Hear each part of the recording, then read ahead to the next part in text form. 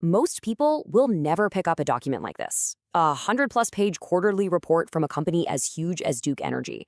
But today, we're going to pull back the curtain on all that dense legal and financial language, because honestly, there are some pretty amazing stories hidden inside about how our world actually works. So what kind of secrets could possibly be hiding in here? In over 100 pages of tables, dense jargon, and fine print. Well, you might be surprised. These documents, they're not just for Wall Street. They're basically a detailed blueprint of a company's entire game plan, its biggest promises, and even what it's afraid of. So let's start by figuring out what we're even looking at. All right, first up, the corporate X-ray. Before we can find any of the good stuff, the stories, we need to understand the document itself. We're going to start with the absolute basics of this thing, this Form 10Q, which is kind of like a financial X-ray. It lets us see all the inner workings of a massive company. Okay, so this is it, a Form 10Q. It's a report that public companies like Duke Energy's legally have to file with the SEC every 3 months.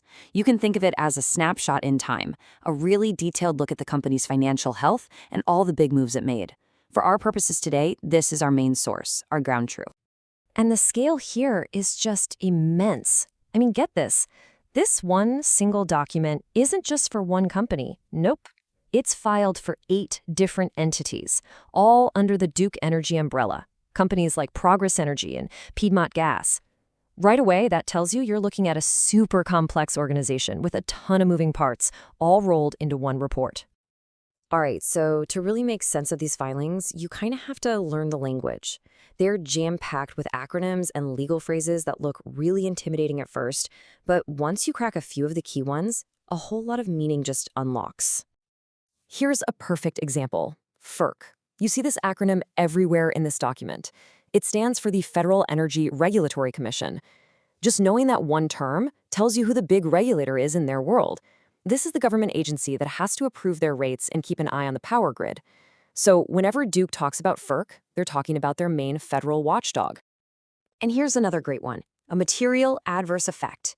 It sounds pretty straightforward, right? Some big bad thing happened.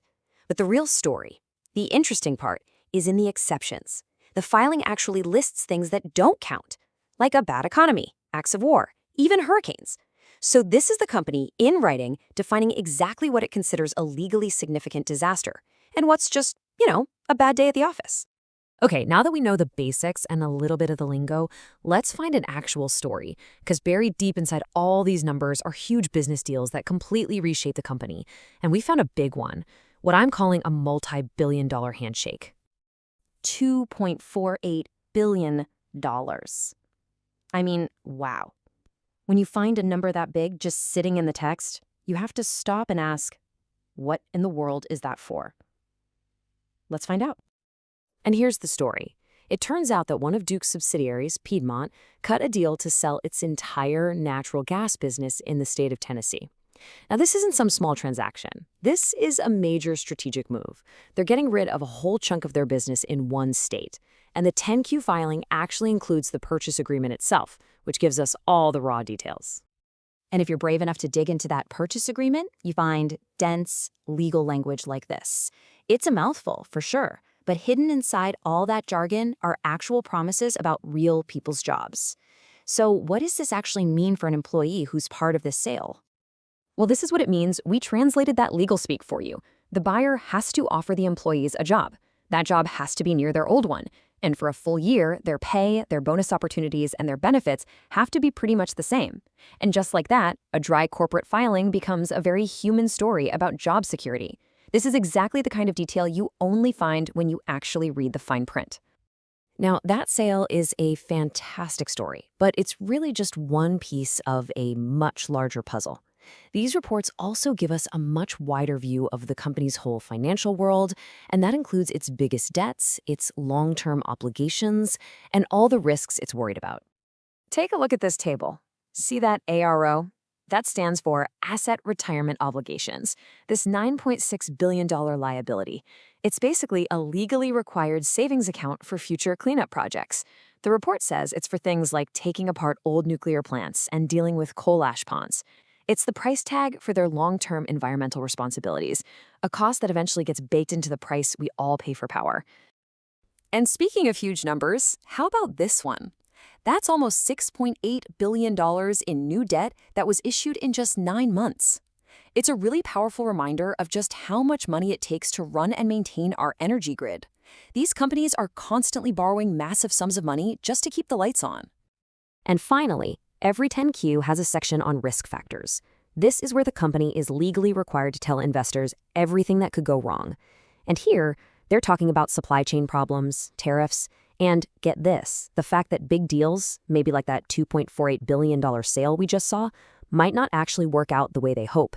It's a required dose of corporate reality. So after digging through all these pages, all these numbers, what's the real takeaway here? I mean, why does any of this fine print actually matter? Well, because these documents prove that corporate filings are not just abstract financial data for analysts. They're stories. They tell us about a company's big picture strategy, like selling off an entire business. They put a price tag on its environmental obligations, and they reveal real protections for employees caught in the middle of a massive transaction. They connect the boardroom to the real world. And that really just leaves us with a final thought. We just unpacked one report from one company, but every public company, from the phone in your pocket to the grocery store down the street, they all file these documents. They're all out there, available to read. So the question is, what stories are hiding inside them? Thanks for tuning in.